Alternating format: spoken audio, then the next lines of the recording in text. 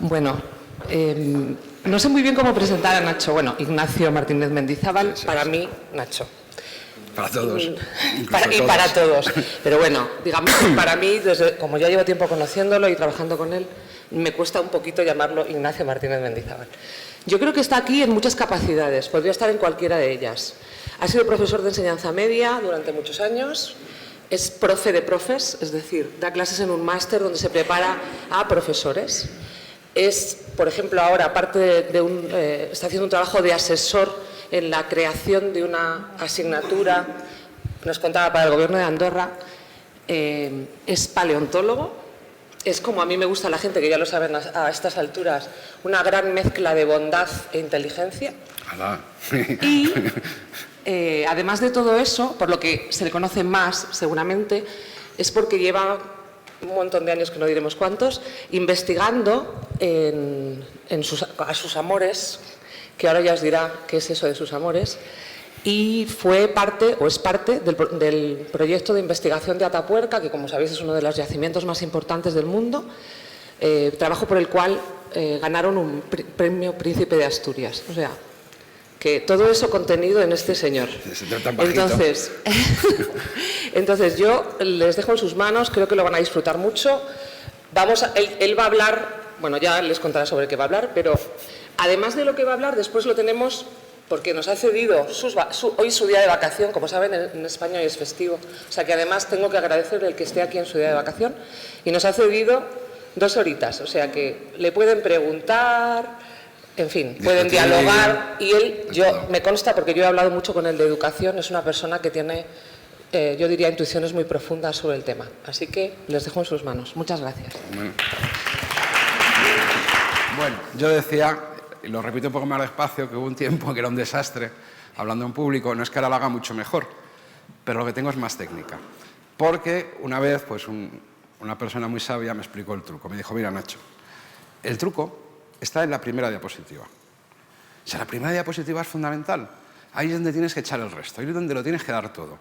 Porque si con la primera diapositiva ya a la audiencia le gusta, pues ya vas cuesta abajo. Así que cuando Ana me propuso venir a hablaros, claro, yo pensaba, joder, son personas que han cruzado el charco, que han hecho miles de kilómetros, personas que esta mañana habéis madrugado, que os han dado un meneíto, ¿no?, hace un ratito. Y yo pensaba, joder, les tengo que poner una primera diapositiva que sea espectacular. O sea, yo pensaba para mí, Martínez, te tienes que esmerar, ¿no? Y durante semanas, creerme, yo no dormía por las noches pensando cuál puede ser esa primera diapositiva que yo les ponga, que les transmita cuánto aprecio que estén aquí para escucharme, en fin. Y por fin me di cuenta y dije, ya sé, les voy a poner la mejor diapositiva que nunca, jamás nadie ha puesto. Y es esta. ¿Qué veis aquí? Porque en esta diapositiva está todo. No me diréis que alguna vez habéis visto una diapositiva donde esté todo, todo absolutamente. Porque en ese puntito que veis ahí en el centro está todo el universo, todo entero, tal como estaba hace 10.000 años. Hace 10.000 años el universo era así. Ahí cabía todo. Y era un universo muy especial, porque era un universo que, además de ser chiquitín, ¿no?, pues nunca pasaba nada. O sea, iban pasando los miles de años, los miles de años, los miles de años, y era un universo en el que, como digo, nunca pasaba nada. Y entonces, un segundo, de golpe, sin saber muy bien por qué, de pronto cambió y empezó a pasar de todo. De todo. El universo explotó. Y se empezó a expandir y a llenar todos los confines del espacio vacío que había a su alrededor. Y, como digo, entonces empezaron a pasar cosas, muy deprisa. Y cada vez más cosas. Y desde entonces no han dejado de pasar cosas. Y eso es una cosa muy interesante, porque vivimos en un mundo que no para de cambiar. No paran de cambiar cosas. Y bueno, pues primero aparecieron las partículas pequeñajas, ¿no?, los protones, los electrones, luego se combinaron entre los átomos, los minerales se juntaron, salieron las estrellas, salieron los planetas, en fin, la cosa era muy complicada, muy loca, como veis. Y en uno de esos rincones donde la materia se iba condensando, un planetita modesto, pero que le tenemos cierto cariño, ¿no?, porque vivimos en él, pues ocurrió algo extraordinario. Ocurrió que una parte de la materia se aisló del resto y adquirió una característica que suena muy bien, es una palabra que yo digo a veces en clase así para que los alumnos ya sepan que yo soy un tío importante, claro, porque hay que decir palabras en clase, que es la homeostasis. Homeostasis, a que suena, que no es otra cosa que la capacidad de mantenerse siempre en las mismas condiciones. Claro, fijaros qué cosa más curiosa esta del universo. Es como si fuera un trozo de materia así como que añoraba, ¿no?, el tiempo aquel en que no pasaba nada. Bueno, esa materia que se aisló del resto del universo para que en su interior las cosas no cambiaran, para que fuera homeostática, pues fue el primer ser vivo. Así que fijaros, los seres vivos no somos otra cosa en principio más que un trozo de materia que añora aquello de quedarnos tranquilos, que no pase nunca nada, que las cosas no cambien, pero esto no funciona así, porque el universo está siempre cambiando. Y entonces la vida tuvo que aprender que para poder permanecer igual tenía que estar siempre cambiando. Y apareció un fenómeno del que vamos a hablar enseguida, que es la evolución. Así que a partir de ese primer ser vivo, que estaría por ahí, la primera célula, la vida se fue cambiando, desarrollando, desplegándose, como diría Darwin, ahora os lo voy a presentar, en las formas más maravillosas y extraordinarias que son todos los organismos, que son fantásticos. Y la vida apareció hace como 3.800 millones de años. Aquí me resulta difícil buscaros un equivalente, pero seguro que lo vais a encontrar. Yo cuando hablo así en España normalmente, claro, como esto de los millones de años, los paleontólogos lo manejamos como si fuera agua de beber, como si lo entendiéramos, que no lo entendemos, pues yo siempre recomiendo pensar en algo que es lo único en lo que las personas sí manejamos, por lo menos en miles y más o menos en millones, ¿no? Que es el dinero. Entonces yo, cuando estoy con el público español, siempre digo, pensar en euros. Pero cada uno podéis pensar en vuestra moneda. Así que la vida apareció hace 3.800 millones de euros, que dicho así, impresiona mucho. Y como digo, desde entonces, pues se fue desplegando. Y tuvieron que pasar casi 3.800 millones de años para que una criatura, un ser vivo, fuera capaz de entender todo aquello. Para que la vida se comprendiese a sí misma, para que entendiera lo que estaba pasando. Bueno, esa persona es este muchacho tan apuesto que veis aquí. Carlos Roberto Darwin, al que seguramente no hace falta que os presente, ¿no? Un naturalista británico del siglo XIX. Estamos acostumbrados a verle siempre con otras imágenes, luego os enseñaré otra, así ya de más mayor, más señorial. Pero aquí me gusta siempre traerla así de jovencito, de treintañero. Es un retrato que le hicieron 3 años después de bajarse de un barquito, el Beagle, con el que había dado la vuelta al mundo. Y especialmente se había detenido mucho en la zona austral del continente americano, en la Patagonia, la recorrió a caballo, en fin. El tío era un aventurero. Y yo siempre que le veo así, ¿no?, así recién bajadito del barco y le miro los ojos, me da la sensación de que en sus pestañas, ¿no?, aletea una mirada que es algo así como también traviesa, de la que voy a liar. Y efectivamente, porque 30 años después de bajarse del Beagle, Darwin la lió, pero la lió parda, porque escribió este libro, El origen de las especies por medio de la selección natural. Y este es un libro que corta la historia de la humanidad por la mitad. O sea, podríamos decir antes del origen de las especies y después del origen de las especies. Oye, a lo mejor os decía, hombre, Nacho, estás exagerando un poco, tío, porque hay tantas cosas importantes que para que, hombre, eres biólogo, pero no arrimes tanto el asco a tu sardina, no te quieras tú quedar con un libro de biología. Pues sí, pero le cambió esa forma de ver el mundo para siempre, para siempre. Porque fijaros, Darwin en este libro hizo 3 cosas que son muy importantes, muy importantes. Una tiene mucho que ver con la biología, así que la dejo para el final, pero fijaros en las otras 2. En primer lugar, Darwin nos enseñó que los organismos no somos, sino que estamos siendo. Me explico, que las especies, que la biología, que los seres vivos somos entidades históricas, porque somos el resultado de un proceso muy largo de evolución y que seguimos evolucionando. Nosotros tenemos la falsa percepción de que somos algo acabado, algo que podemos estudiar en tiempo real, ahora mismo. No. Somos entidades históricas. De tal manera que si no entendemos de dónde venimos, nunca entenderemos quiénes somos. A eso es a lo que voy a dedicar yo luego el resto de la conferencia. A intentar explicaros algunas de las líneas maestras de dónde venimos, para que nos suscite alguna reflexión sobre quiénes somos. Porque no hay nadie en el mundo que no tenga una opinión sobre la naturaleza humana, sobre quiénes somos. Todos tenemos opiniones. Porque sobre eso se cimenta nuestra idea de la pedagogía, nuestra idea de las relaciones entre las personas, nuestras ideas políticas, absolutamente todo. Bueno, pues no está mal tener algunas nociones de lo que dice la ciencia, ¿no?, de dónde venimos. Así que somos entidades históricas. Esa es muy importante. La segunda, Darwin demostró, más allá de cualquier duda razonable, algo que es asombroso. Y es que todos los seres vivos de este planeta estamos reunidos por una red de antepasados comunes. O sea, que todos somos parientes, que somos la misma cosa, todos los seres vivos de este planeta. Y coincidiréis conmigo que eso es un cataclismo en la forma de pensar. Porque antes de Darwin, antes de esta idea, los seres humanos pensábamos que éramos otra cosa. Que por un lado estaba la naturaleza y que por otro lado estábamos nosotros y nosotras, las reinas y los reyes de la creación. Estábamos al margen, esto era nuestro jardín, para hacer lo que nos diera la gana. Pues no, con Darwin adquirimos la conciencia de que formamos parte de la naturaleza, que no somos los dueños de la Tierra, somos los hijos y las hijas de la Tierra, como las demás criaturas. Bueno, pensar en nuestra forma de pensar a día de hoy, que dicho así en tono menor, es tremendamente ecologista. O sea, la cultura actual es tremendamente ecologista. La cultura actual entiende a las demás criaturas casi como hermanos y como hermanas. Y en eso avanzamos, estamos avanzando. Por ahí va gran parte del desarrollo intelectual. Bueno, pues desde el Neolítico hace 10.000 años nunca habíamos pensado así. Más bien lo contrario. Habíamos pensado eso, que esto era nuestro jardín para usarlo y hacer con las demás criaturas lo que nos diera la gana. Así que Darwin nos puso en el mundo. Nos puso en la historia y nos puso en el mundo. Y la tercera gran idea de Darwin, que esta, si queréis, en principio solo afecta a la biología, pero no es verdad, porque ha tenido un inmenso impacto en las demás disciplinas humanas, en la economía, en la sociología y hasta en las aulas, en la forma de dar las clases, es lo que nos dice el subtítulo del libro, es el mecanismo. El mecanismo que propuso Darwin, según el cual se produce la evolución. Es la fuerza que impulsa la evolución. Y esa fuerza es la selección natural.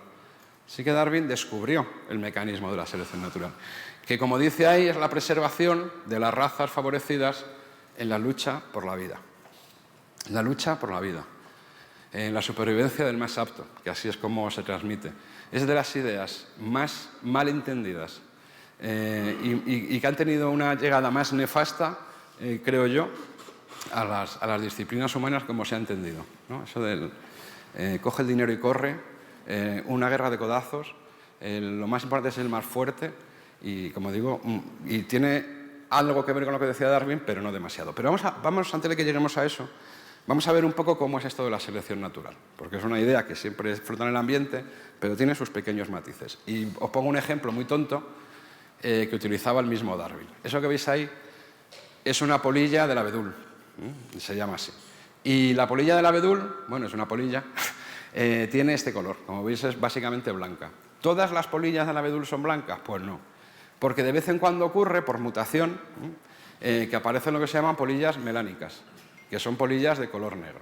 Pero lo que predomina sobre todo son las polillas blancas. Y uno se podría preguntar por qué hay sobre todo en el mundo polillas del abedul blancas y las negras solo son absolutamente, ¿cómo lo diría yo? Pues poquísimas, ¿no? Es una cosa excepcional, son excepcionales por una cosa muy sencilla, que es que la polilla del abedul recibe ese nombre porque la mayor parte del tiempo la pasa posada sobre las cortezas del abedul, que son blancas. Entonces, claro, las polillas que de por sí nacen blancas, cuando se posan en las cortezas del abedul, la vida les va bien, porque su peor enemigo son los pájaros, y se camuflan muy bien. Claro, ¿qué les pasa a las pobres polillas que son melánicas, que nacen melánicas? Pues no hace falta ser un lince para darse cuenta de lo que ocurre.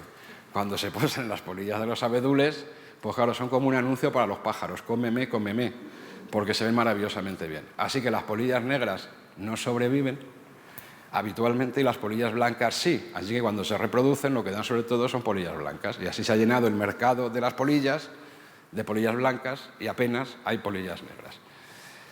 Pero en la época de Darwin, en el siglo XIX, en plena revolución industrial, las fábricas, las acerías, las minas de carbón de Inglaterra estaban volviendo las cortezas de abedul de color negro, porque el hollín las estaba convirtiendo en negro. Y entonces de pronto cambió la partida.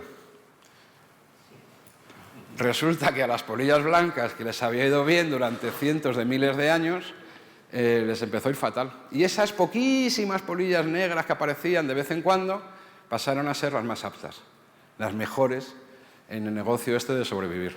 Y en muy pocas generaciones los campos se llenaron de polillas negras y cambió la tortilla. Las polillas blancas eran las que eran excepcionales y rarísimas. Así funciona la selección natural. ¿Es más fuerte la polilla negra que la polilla blanca? No, es más apta. ¿Y en qué sentido es más apta? Pues que en el medio ambiente que le toca vivir en un momento, pues sobrevive diferencialmente, sobrevive más que las demás. Eso es la selección natural. ni más ni menos. Así que cuando nos intentan convencer que la selección natural tiene que ver con otras cosas, pues la selección natural depende de la circunstancia en cada momento. Cosas que hoy nos vienen bien, mañana pueden ser la causa de nuestra extinción, como les pasó a las polillas blancas. Bueno, la selección natural es un mecanismo fantástico con el que la vida solucionó ese problema que yo os planteaba antes. ¿Os acordáis? Yo decía, la vida añora ese momento, es una materia que añora cuando en el universo no pasaba nada. Y lo que quiere es, encerradita en su membrana, que las cosas sigan igual, homeostasis, todo, que no. Pero como el mundo cambia, pues tiene un problema. ¿Y cómo ha resuelto ese problema? Pues aprendiendo. La vida es un sistema que aprende, es un sistema experto. Es decir, la vida es una cosa que es capaz de darse cuenta de cómo son los cambios ahí fuera para irse adaptando a esos cambios, para poder ir cambiando, para poder seguir igual, que todo cambie, para que nada cambie. ¿Y cuál es el mecanismo que lo hace? La selección natural. ¿Cómo podemos definir la selección natural? Como un sistema de ensayo y acierto. A menudo se dice que es un sistema de ensayo-error. No. La naturaleza ensaya con polillas blancas y polillas negras, al azar ensaya con distintas cosas, con distintas variantes, y la que funciona se la queda. La naturaleza, la selección natural, aprende de los aciertos, solo de los aciertos, porque lo que no funciona inmediatamente es eliminado. Bueno, esto es un sistema maravilloso de aprendizaje. Bueno, es tan maravilloso que aquí estamos. Y así la vida ha poblado todo el universo. El de ensayo, acierto. Y no solo ha afectado a las condiciones físicas, como el color, o la forma, o el número de extremidades de los animales. La selección natural también actúa sobre el comportamiento de los animales, porque es una propiedad biológica, el comportamiento, y que también determina el que sobrevivas más o no sobrevivas. Así que la selección natural también trabaja sobre eso. Y ha hecho auténticas maravillas con el comportamiento animal, la selección natural. Seleccionando aquellos animales, y ahora voy a hablar de animales, voy a dejar las plantas y los microorganismos a un lado, cuyos comportamientos eran mejores a la hora de sobrevivir. Y ha ajustado maravillosamente bien el comportamiento de los animales a las circunstancias ambientales. No tenemos más que ver los animales que siempre nos fascinan, lo bien que están adaptados, ¿no?, con sus comportamientos. La mayor parte de estos comportamientos son instintivos, están fijados genéticamente, son como programas de ordenador, son rígidos, siempre funcionan igual. Cuando pasa una cosa, siempre damos la misma respuesta. Claro, este sistema es maravilloso si el mundo de ahí fuera es estable. Es decir, si siempre pasan las mismas cosas y significan lo mismo, porque entonces la selección natural se va ajustando, se va ajustando, se va ajustando. Y al final encuentra la manera más económica de adiestrarnos, de que los genes aprendan, de que aprendamos cuál es, o que los animales aprendan cuál es el mejor comportamiento. Pero tiene un pequeño problema. Es malísima cuando se enfrenta a ambientes que son variables, a problemas que no son siempre iguales. Cuando se enfrenta a la incertidumbre. Cuando se enfrenta a la incertidumbre es horrorosa. Yo os voy a poner un ejemplo de lo que quiero decir. Mirad, este pajarito que veis aquí, que es mono, es pájaro, pero es mono. Es un carricero, también se llama mosquitero. Y es muy frecuente, pues vive en las orillas de los riachuelos y de los ríos. Y se alimenta de mosquitos. También se le suele llamar mosquitero al carricero. Bueno, pues el carricero, cuando tiene suerte, se encuentra con una carricera, se enamoran, y como todos los carriceros del mundo hacen su nidito, se aman y tienen sus pequeños carriceritos. Y entonces se dedican a cuidarles y a sacarles adelante. Bueno, esto requiere un comportamiento muy complicado, porque fijaros lo que hacen los papás y las mamás. Papá carricero, mamá carricera se va a buscar bichos. Tiene la suerte de encontrar un bicho, lo coge. Y entonces, en su programa de ordenador que tienen en los genes que le dictan al cerebro, normalmente un carricero, ¿qué debería hacer cuando coge un bicho? Pues comérselo, claro, porque si no se moriría de hambre, se lo tiene que comer. Pero claro, si hiciera eso, sus crías se morirían de hambre. Así que tiene un mecanismo que la selección natural ha ido construyendo para que papá y mamá carricero alimenten a sus crías. ¿Y en qué consiste? Pues que papá y mamá carricero, cuando cogen el bicho, vuelven a casa. Se lo han tragado. Y entonces se encuentran con esta imagen. Que fijaros cómo es, fijaros en el pajarito de arriba. Es un pico amarillo, ahí, dentro está la boquita roja y a los dos lados dos bultos negros que son los ojos. Es una imagen muy especial. Es tan especial que solo tiene esa imagen sus pollos, solo. Y entonces la selección natural, como eso se repite habitualmente, pues ha encadenado un comportamiento instintivo a base de ensayo y acierto, que es el siguiente. Digamos que en su programa de ordenador mental tiene una subrutina que le dice: si cuando llegues al nido te encuentras una boquita con 2 ojos negros, que es amarilla y lo de dentro es rojo, tú le das de comer. Y funciona maravillosamente bien, porque siempre que el carricero se encuentra con eso, es su cría. Siempre. No. Porque siempre hay pillos. Siempre hay golfos en la naturaleza. Y uno de los golfos que viven en los bosques aquí en España es un pájaro que se llama el cuco, que lo conocemos por los relojes, ¿no? Que sale y dice cucú, cucú. Bueno, el cuco, también en castellano, en español, tenemos esa expresión de ser muy cuco, ¿no? Cuando eres como muy listo, cuando eres un poco vivales y te aprovechas de los demás. ¿De dónde nos vendrá esa expresión en castellano de ser muy cuco? Pues de lo que hace el cuco. Porque fijaros, este es un nido de carricero. Mamá y papá carriceros, por cierto, mirad la plumita ahí, qué bonito, ¿no? O sea, han hecho su nidito y han puesto su plumita ahí para... Estas cosas de la naturaleza son muy emocionantes. Bueno, pues han puesto sus huevecitos aquí. Y ha llegado un cuco. Porque el cuco no saca adelante a sus crías. Ha aprendido una manera para que la saquen adelante los carriceros. Así que pone sus huevos en el nido de los demás pájaros. Y bueno, hasta aquí, papá y mamá carricero llegan y no se dan cuenta, porque no están programados para darse cuenta. Empollan los huevos, perdón, y el cuco genéticamente está programado para desarrollarse muy rápidamente, de manera que normalmente eclosiona, sale del huevo antes que sus hermanas y hermanos. Y entonces lo que hace es convertirse en Caín. Tira todos los demás huevos del nido. Y si ha nacido algún hermano o hermana, tira los pollos del nido y se queda solo en el nido. Claro, uno piensa, verás cuando vengan papá y mamá. Cuando vengan papá y mamá te vas a enterar, porque has asesinado a su prole, ¿sabes? Has matado a su descendencia. Y claro, tú no eres igual, eres mucho más grande, en fin, es diferente. Cuando vengan papá y mamá te la van a liar, pero no. Porque cuando llegan mamá y papá se encuentran con esto. Este es el cuco, el pollo del cuco, cuando llegan los carriceros. Y está copiando maravillosamente bien las señales fundamentales de las crías de los carriceros. El pico es amarillo, la boca es roja y los ojos son negros. Así que cuando mamá y papá llegan al nido y se encuentran ante esta señal, no pueden evitar, porque están programados, porque su instinto es rígido, darle de comer. Y le dan de comer, y le dan de comer, y le dan de comer, y el cuco va creciendo. Y asistimos a espectáculos asombrosos, porque el cuco ya no solo es que sea diferente que el carricero, es que es muchísimo más grande que el propio carricero. Y sin embargo, mamá y papá siguen alimentando al asesino de sus crías para el asombro y el pasmo de los demás habitantes del río, que piensan, pero serán idiotas. Pero no se dan cuenta, no, porque esto es un modelo de aprendizaje, de enseñanza, que es rígido y que funciona muy bien si las cosas no cambian, si no te enfrentas a un medio ambiente cambiante, a la incertidumbre. Si no hubiera cucos en el mundo, esto sería maravilloso. Ay, pero es que hay cucos en el mundo. Claro, hay otro sistema experto en la naturaleza. Lo tenemos aquí dentro. Lo tenemos los mamíferos, algunos de los mamíferos. Se llama aprendizaje, que es tener comportamientos flexibles, que se basan en la capacidad de analizar cada situación por separado, basado en la memoria, basado en el análisis, en fin. Claro, podemos estar muy orgullosos. Nosotros llamamos al cuco y decimos, pobrecitos, eso a mí no me pasa. Bueno, claro, pero un día no fuimos pájaros, pero fuimos mamíferos por evolución que tenían comportamientos de ese estilo. ¿Cómo hemos llegado hasta aquí? ¿Cómo hemos llegado hasta aquí? Pues es interesante lo que hablábamos antes de Darwin. Para entender cómo somos tenemos que entender este proceso. Bueno, este es el mecanismo de la selección natural, ¿no? Explicado con las polillas, llevado un poco más allá al comportamiento y que nos ha ayudado a tener un par de conceptos con los que luego, si os apetece, podemos discutir, ¿no?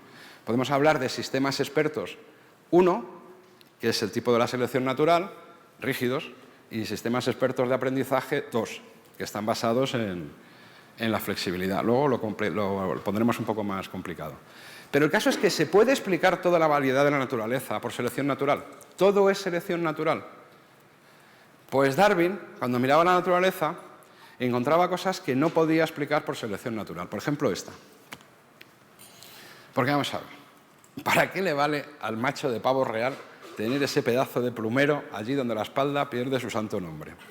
Claro, no le sirve para ser más rápido, no le sirve para trepar mejor a los árboles, porque los pavos reales así son muy trepadores, suben a las alturas de los arbustos. Le consume muchísima energía construir ese plumero. ¿Y para qué le sirve?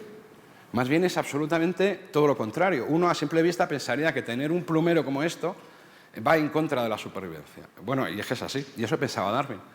Entonces Darwin se empezó a, como decimos aquí en España, a comer mucho el coco, ¿no? A preguntarse, a darle vueltas a la cabeza de cómo podía ocurrir esto. Y llegó a la conclusión de que no podía ser por selección natural. Y entonces Darwin ideó otro mecanismo. Pensó que existía al menos otro mecanismo tremendamente interesante en la naturaleza. Y lo hizo en uno de sus últimos trabajos, no fue el último, pero casi, y yo creo que en su segunda gran obra. Si el origen de las especies es, como he dicho, una obra de carácter universal, pues no llega tanto, pero casi, este otro gran libro, que es, aquí lo tenéis, La ascendencia del hombre. Yo creo que de la mujer también, así entre nosotras, seguramente también. Pero bueno, así lo tituló. Y, como veis en el subtítulo, la selección en relación al sexo. Que eso, creedme, eso es un subtítulo para vender libros. Porque tú pones sexo en la portada de tu libro y dicen que, vamos, que te forras.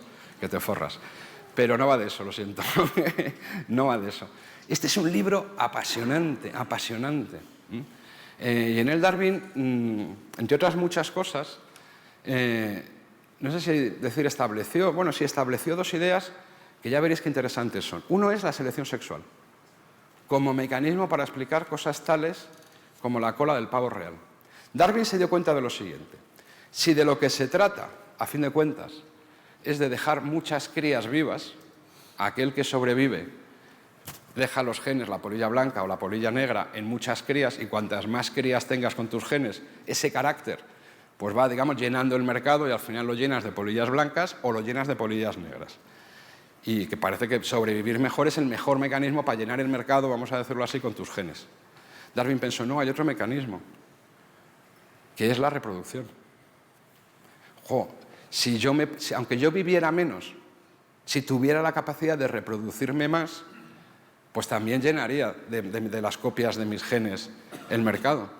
Y entonces Darwin dijo, pues en la naturaleza al menos hay dos fuerzas: la selección natural, que impulsa la supervivencia, y la selección sexual, que lo que hace es promover la fertilidad.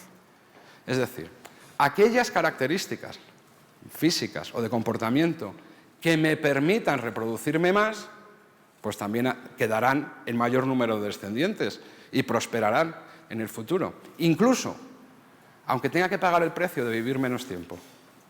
Porque si yo vivo menos tiempo, pero ligo como un animal, pues el resultado final son más crías.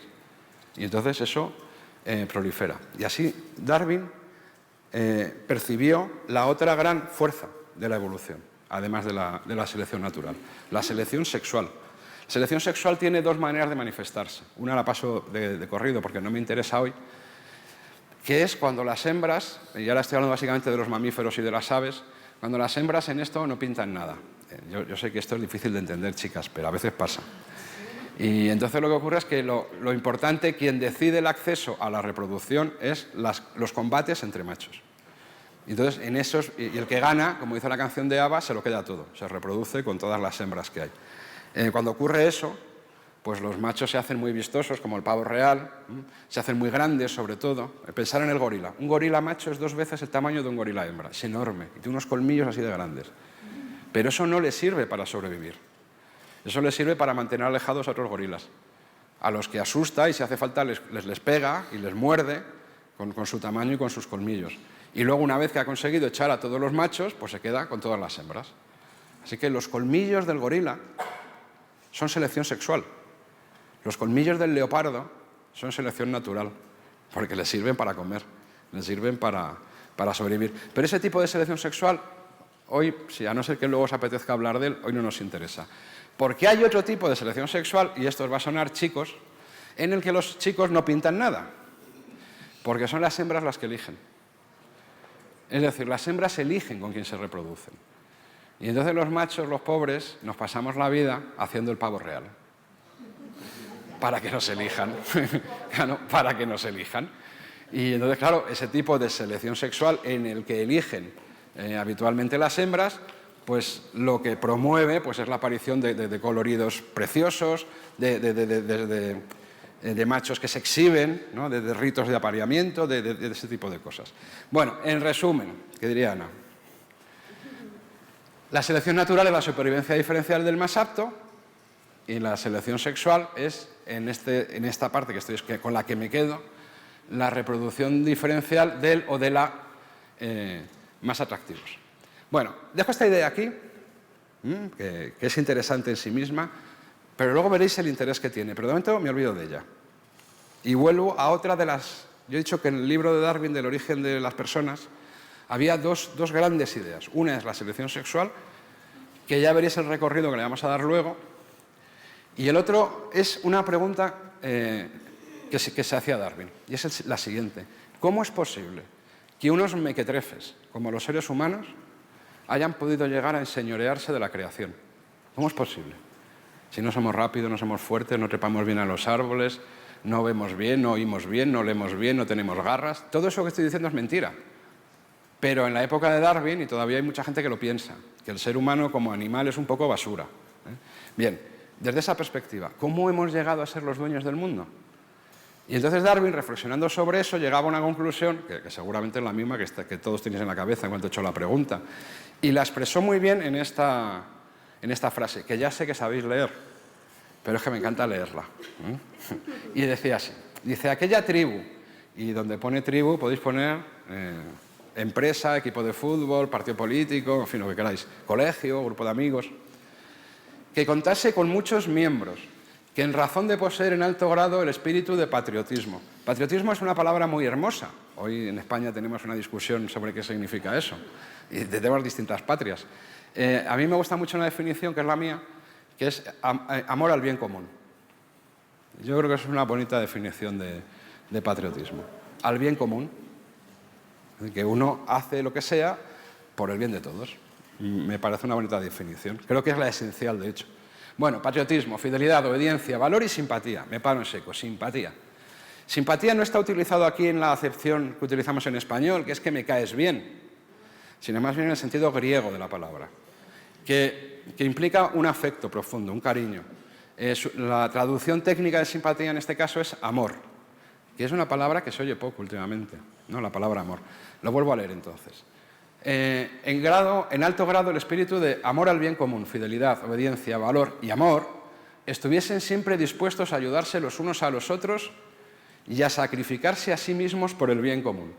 Claro está que esta tribu, empresa, lo que fuera, prevalecería sobre las demás. Y esto es selección natural.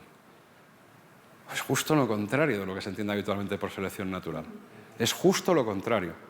Solo hay una diferencia importante. Esto es cuando la selección natural actúa a nivel de grupo, no de individuo, sino de grupo. Pero esto Darwin ya se había dado cuenta. De esto se ha olvidado de Darwin. Claro, pero ¿cómo puede llegar a ocurrir eso? ¿Cómo puede llegar a ocurrir que haya individuos en un grupo de animales que se sacrifiquen por los demás? Eso ocurre en la naturaleza, lo vemos. Pero solo ocurre entre animales que son consanguíneos, que están fuertemente emparentados. Los animales pueden llegar a sacrificarse por sus hijos, por sus hermanos, por sus sobrinos. ¿Por qué? Porque comparten los mismos genes. Y aunque yo muera, si mi hijo sobrevive o mi hermano sobrevive, mis genes siguen de generación en generación. Lo que no lo hacen nunca es con otros que no son consanguíneos, que no tienen genes. Pero es que los humanos formamos grupos en los que nos sacrificamos los unos por los otros y no compartimos genes. Eso es asombroso para un biólogo. Asombroso. Y encima nuestros grupos son gigantescos, miles y miles y miles de individuos. Pero es que uno es capaz de sacrificarse por personas que viven en el otro extremo del mundo y a los que no conoce, y sabe que están sufriendo y es capaz de sacrificarse por ellos, y de trabajar para ellos, y de mandar dinero para ellos. No hay ninguna sociedad animal que sea así, y que sea tan grande. Y a lo mejor pensáis, hombre, no, lo de grande no estoy de acuerdo, porque piensa en las abejas y piensa en las hormigas, que también son sociedades de miles de individuos. Ya, pero es que las abejas y las hormigas, queridas y queridos, son robots químicos. Responden a señales químicas. Tienen un comportamiento rígido. No pueden evitar hacer lo que las señales químicas les dicen. Pero es que las personas no somos robots. Las personas hacemos lo que nos da la gana. Las personas tenemos libre albedrío. De manera que somos capaces de sacrificarnos por aquellos que no llevan nuestros genes y encima lo hacemos voluntariamente. Es un animal realmente extraordinario y singular. ¿Cómo hemos llegado hasta aquí? Vuelvo a la misma pregunta de antes. ¿Cómo hemos llegado hasta aquí? Bueno, pues en la época de Darwin, el pobre Darwin no lo pudo saber, porque en su época no se conocía ningún fósil. Y son los fósiles la memoria de nuestro planeta, son los recuerdos de nuestro planeta, los que nos dicen un poco cómo fue la historia. Así que en los próximos minutos me voy a dedicar a contaros un poco de cómo hemos llegado hasta aquí, de dónde venimos, para poder entender o acercarnos a esas preguntas tan interesantes. Bueno, hoy sabemos que la humanidad, o el linaje de la humanidad, se extinguió, se separó del linaje de los demás primates hace aproximadamente 7 millones de años. Y que esto ocurrió en África. Y que durante 5 millones de años, pensar en euros o en dólares, y os dais una idea de la magnitud de la cifra, nuestros parientes, nuestros antiquísimos parientes, evolucionaron en el medio forestal, dentro de la selva. Porque hasta hace poco pensábamos que los primeros homínidos eran animales que se habían adaptado a vivir en la sabana. Pues no. De 7 millones de años, 5 vivimos en el interior del bosque tropical. Eso es lo que sabemos a día de hoy. Y durante 5 millones de años fuimos algo muy parecido a esto que veis aquí. Muy parecido. Poco más o menos que un chimpancé que era capaz de andar sobre sus extremidades inferiores. Un chimpancé bípedo. Y muy poquito más. Y muy poquito más. Esto es un chimpancé, es una foto de un chimpancé. Pero si quedase algún homínido de aquella época vivo, que estaría bien, y le viéramos, pues sería muy parecido a esto. Pero hay otra diferencia con los chimpancés, aparentemente muy sutil, que no es fácil de ver cuando uno los ve así, que se ve muy bien en esta diapositiva. Mirad, este es el cráneo de un chimpancé macho. Fijaros qué colmillos tienen. Todos los primates, todos, tienen los dientes caninos, los colmillos, muy desarrollados. Eso en las personas, excepto los adolescentes vampiros, no pasa. Nuestros colmillos no están muy desarrollados, eso es notable. Pero es que además en el desarrollo de los colmillos en los primates hay un gran dimorfismo sexual. Los machos los tienen siempre mucho más desarrollados que las hembras. Claro, normal, por selección sexual, ¿os acordáis? Como los machos habitualmente se pelean entre ellos por el acceso a las hembras, pues la diferencia de tamaño en los caninos, la diferencia del dimorfismo sexual, nos mide directamente el grado de conflictividad entre los machos. Los machos de los primates son muy conflictivos en general entre sí y por eso hay mucha diferencia de dimorfismo sexual. Pero los seres humanos no tenemos dimorfismo sexual en los caninos. Claro, es que los seres humanos, los machos, somos un cielo, somos un encanto. Sí, es verdad, sí, no ríais, chicas, no. Ya sé que hay mujeres que no tienen la misma opinión, pero yo estoy hablando biológicamente. No, lo estoy diciendo de verdad. Claro, somos un amor comparado con qué, que decía Groucho Marx.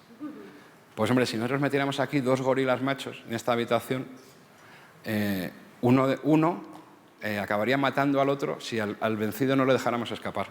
Y lo mismo pasaría si metiéramos 2 orangutanes. Y si metiéramos un grupo de chimpancés que no se conocieran, ocurriría lo mismo. Habría muertos. Y aquí estamos, fijaros en esta habitación llena de machos humanos en edad de merecer. Y ni nos hemos gruñido todavía. Impresionante. Y si por alguna razón las chicas, imaginaros, tuvierais que iros fuera de la sala a hacer cosas de chicas, ¿qué pasaría cuando volvierais? Que estaríamos aquí jugando a las chapas, leyendo el periódico deportivo, hablando de fútbol, estaríamos jugando a cualquier juego de esos que jugamos los chicos, porque los machos de la especie humana somos tremendamente cooperativos entre nosotros. Eso está muy bien. Y además somos muy cariñosos con nuestras hembras, muy cariñosos. Que vuelvo a repetir, comparado con los chimpancés, los gorilas y los orangutanes. Pero es que a las chicas os pasa lo mismo. Lo de las chicas es sorprendente desde el punto de vista de un biólogo extraterrestre que aterrizara en la Tierra. Porque es que las hembras de los primates no colaboran entre sí para nada. Las de los primates que nos son más próximos, los gorilas, los chimpancés, los orangutanes. Cada una se ocupa de sus crías y allá le zurzan a las demás. Pero eso no pasa en la especie humana. Porque las hembras de la especie humana son tremendamente cooperativas entre ellas también. Y las mujeres colaboran con las otras mujeres, aunque no sea su madre, aunque no sea su hermana, aunque no sea su hija. Y se preocupan de los problemas de las otras mujeres. Y luchan juntas por el bien de las mujeres. Y lo que es todavía más sorprendente, las hembras de la especie humana no necesitan que ningún macho las proteja. Sorprendente, porque las hembras de las demás especies de primate necesitan la protección de los machos. Así que somos una especie muy extraordinaria, los chicos y las chicas, nos llevamos muy bien entre nosotros, nos llevamos muy bien los unos con los otros. Claro, esa extraordinaria cooperatividad que atraviesa la especie humana de arriba abajo, ¿cuándo apareció? Pues fijaros, eso que veis a la izquierda son los cráneos de dos australopithecus afarensis. Es una especie, la especie que mejor conocemos de ese periodo de 5 millones de años que yo decía. Esos cráneos tienen cerca de 4 millones de años.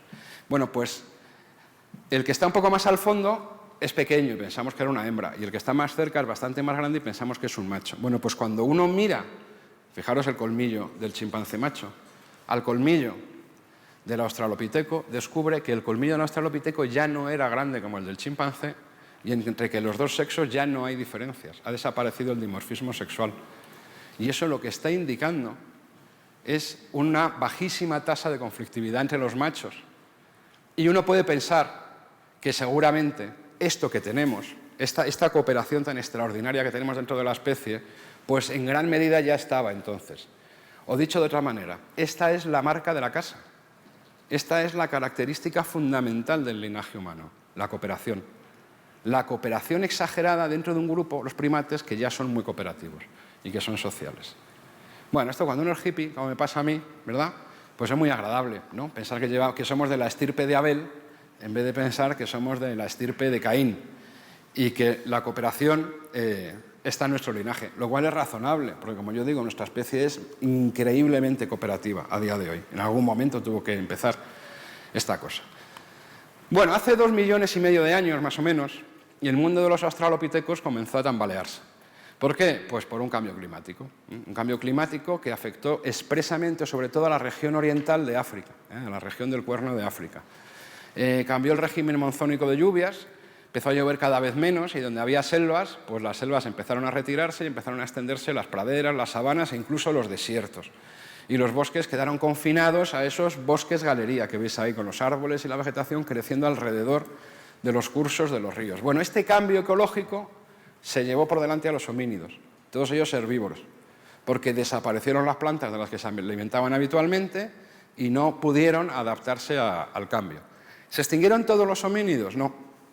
Hubo un homínido, un tipo de homínido, una especie que sobrevivió. La primera especie humana, la primera especie del género Homo, el Homo habilis, que es una especie que nos suena, ¿verdad? Porque es de las así conocidas en el mundo de la paleontología. Y ahí tenéis un cráneo de los más completos y famosos de esta especie de Homo habilis, con sus 600 centímetros cúbicos de capacidad craneal. 600 centímetros cúbicos de capacidad craneal, es decir, un cerebro de 600 centímetros cúbicos, es un pedazo de cerebro. Porque los chimpancés machos, los machos que son más grandes que las hembras, en promedio, tienen 450 centímetros cúbicos. Y este humano era del mismo tamaño corporal que un chimpancé. Así que para el mismo tamaño corporal, su cerebro era un 25% más grande. Bueno, seguramente sabéis que el cerebro es el órgano más caro del cuerpo. El cerebro consume casi el 25% de la energía corporal y, sin embargo, aporta mucho menos al tamaño total. Así que cada vez que una especie la vemos con un cerebro grande, nos podemos preguntar por qué. O sea, ¿por qué ha aumentado ese órgano que es tan costoso? Nos podemos preguntar para qué vale tener un cerebro grande. Yo hace años llegué un día a casa y le dije a mi mujer para hacerla rabiar. Le dije, oye, Chon, ¿tú sabes que los hombres tenemos el cerebro más grande que las mujeres? Y me contestó rápida como el rayo. Me dijo, ay, ¿y qué hacéis con lo que os sobra? Porque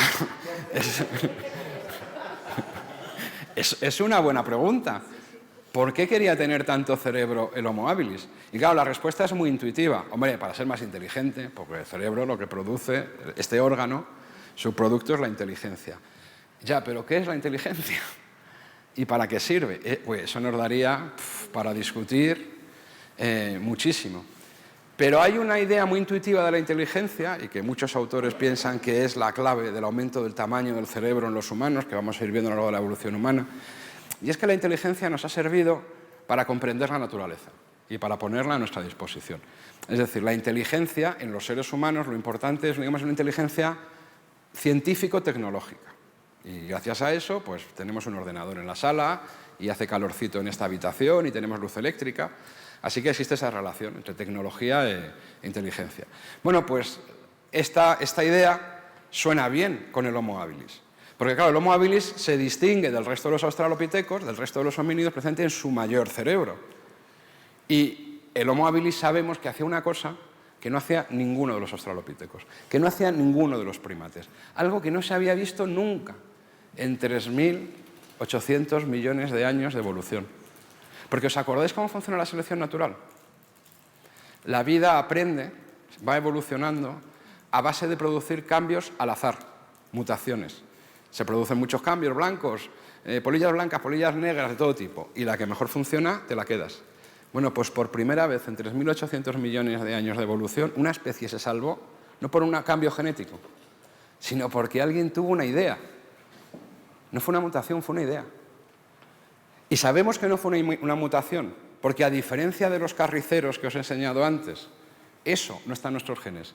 Nuestros niños no nacen tallando la piedra.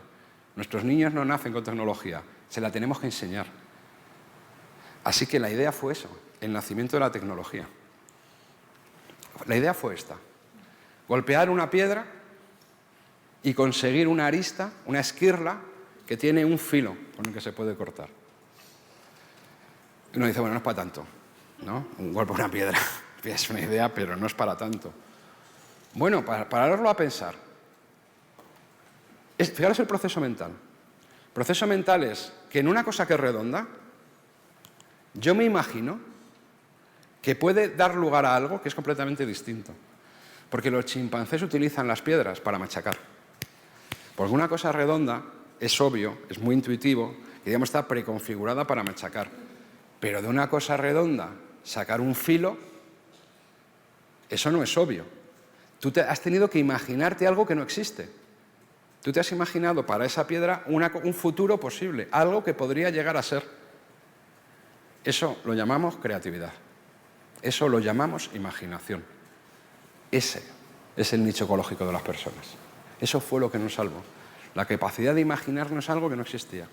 Y ser capaz de hacerlo, golpeando una piedra para convertirla en una cosa completamente distinta, que es un filo con el que se puede cortar. ¿Cortar el qué? Pues cortar la piel y los músculos de los animales. Y eso nos permitió cambiar de nicho ecológico. Porque además de poder consumir productos vegetales, accedimos a los productos animales. Y las plantas pueden cambiar en un ecosistema. Pueden pasar de plantas más duras a plantas más blandas, pero la carne es siempre la carne. Y eso nos salvó, insisto, la aparición de la inteligencia, no de la inteligencia, de la imaginación, de la capacidad de ver cosas que no existen. Bueno, esa manera de tallar la piedra es muy sencilla y recibe el nombre de modo 1. Tiene otro nombre más bonito, que es oldubayense, pero bueno, ahora se le llama modo 1. Modo 1. Sencillo. Y es una manera, digamos, que es un tipo de talla de la piedra en el que el futuro depende del presente. Y me explico lo que quiero decir. Cuando un humano de aquella época iba a por una lasca, ¿de qué dependía la forma de la lasca final? Pues la forma de la lasca dependía de cómo era la piedra original y de cómo le daba el golpe. Es decir, el presente, la piedra y el golpe que yo doy determina el futuro, la forma de la lasca. Es modo 1. El presente determina el futuro. ¿Por qué cuento esto? Porque fijaros lo que pasó rápidamente, enseguida. En apenas 100.000 años, a esa especie le fue tan bien que evolucionó muy deprisa y dio lugar a otra especie, Homo erectus, que pasó a tener 800 centímetros cúbicos de promedio. Otra vez un salto en el tamaño cerebral. Otra vez un salto enorme en el consumo de energía del cuerpo. Y otra vez nos preguntamos, ¿y para qué querían todo eso? Pues lo cierto es que con el Homo erectus aparece en el registro arqueológico una nueva forma de tallar la piedra, que se llama modo 2 o achelense. Si hay alguien que le guste la arqueología, estos nombres, achelense o oldubayense, le sonarán.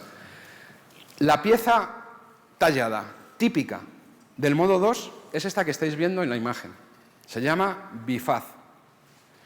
Y si os dais cuenta, es una cosa muy peculiar, ya que es muy bonita. A las personas actuales nos gustan los bifaces. Y hay una gran discusión entre los arqueólogos si le daban esta forma, porque también las personas de hace 1.800.000 años buscaban la belleza. Eso lo dejo para más adelante. El caso es que un bifaz tiene dos filos que convergen en una punta. Bueno, pues para hacer un bifaz como este, ya no es como el modo 1 que yo doy un golpe y salta la lasca. Para hacer un bifaz, yo tengo que dar muchos golpes diferentes, ordenados de una manera determinada. Porque si cambio el orden, no me sale un bifaz. Entonces, fijaros lo que requiere esto en términos de capacidades mentales. Yo antes decía que el modo 1 era como si yo tengo el presente, esta copa, y me imagino algo que puede estar en el futuro, una lasca, ¿no? El presente, el futuro. Y yo decía, en este caso el presente determina el futuro. Pero fijaros lo que es el modo 2. El modo 2 es adentrarse en el futuro profundo. Porque claro, de un bifaz que yo me imagine a la piedra hay muchísimo camino. No lo hago en un solo paso. Necesito muchos pasos. Así que el modo 2 es la primera vez que los humanos tomamos por asalto el futuro profundo. Estamos imaginándonos un futuro muy lejano para esta piedra, que no se consigue de una vez. Empezamos, como digo, a meternos en el futuro profundo y a dominarlo. Y lo dominamos mediante una capacidad a la que llamamos planificación. ¿En qué consiste la planificación? Pues que yo desde esa copa al presente hasta esa botella al futuro, soy capaz de imaginarme todos los pasos que hay que dar y en qué orden hay que darlos. Y luego voy y lo hago, porque ya no lo hago de un salto, ahora necesito muchas fases. Y si cambio el orden, ya la cosa no funciona. Y fijaros qué cambio tan impresionante, porque si antes el futuro, cuando estaba aquí, dependía del presente, ahora el presente depende del futuro, o al revés. Porque el primer golpe que yo dé a esta piedra, el primero, yo no estoy buscando este resultado final, no tiene sentido en sí mismo. Tiene sentido en relación con un futuro que está mucho más lejano. Así que ese futuro lejano es el que determina lo que yo empiezo a hacer en el presente. La planificación es así. Yo hago pasos que no buscan un resultado inmediato, sino que vienen determinados por una estrategia que me lleva a un futuro que está muy lejano. El futuro determina el presente, justo lo contrario. Modo 2, la planificación. Y esa es una maravillosa capacidad humana, porque es la que nos ha llevado muy lejos, junto con la capacidad de imaginarnos cosas.